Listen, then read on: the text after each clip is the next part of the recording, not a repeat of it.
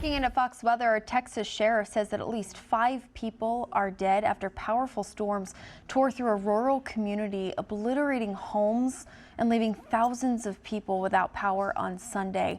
The Cook County Sheriff Ray Sappington says that victims included 3 family members who were found in one home near Valley View, a rural community near the border with Oklahoma. This is new video coming into Fox Weather from Cook County, Texas, where the damage is extensive. And again, the heartbreaking piece to the day yesterday is that as these storms erupted in the afternoon and early evening hours, they were in more rural communities. This is new video coming out of Salina, Texas. Unfortunately, you can see the damage done here in the dark of the overnight hours. You can see the search and rescue teams as they have put those X's on the buildings. Emergency personnel out quickly. Damage extensive to these people's homes. Look at this. The roof is gone. It's caved in. Bricks that have just been tossed in with each other. I mean, these were pretty powerful storms, and we did know that yesterday was capable of producing that. The environment was just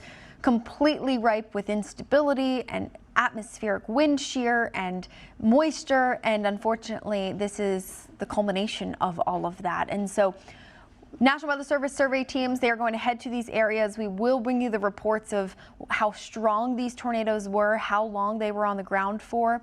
We are getting new video coming in to Fox Weather here out of Bentonville, Arkansas. This is also to where we have a tornado that ripped through in the dark of the overnight. In fact, a supercell, a lone supercell that started in northeastern Oklahoma and then continued right along the Arkansas-Missouri border, Benton County taking a hard hit. Reports of that tornado came in, buildings flattened in the area of Walnut Street and 24th Street in the town over of Rogers.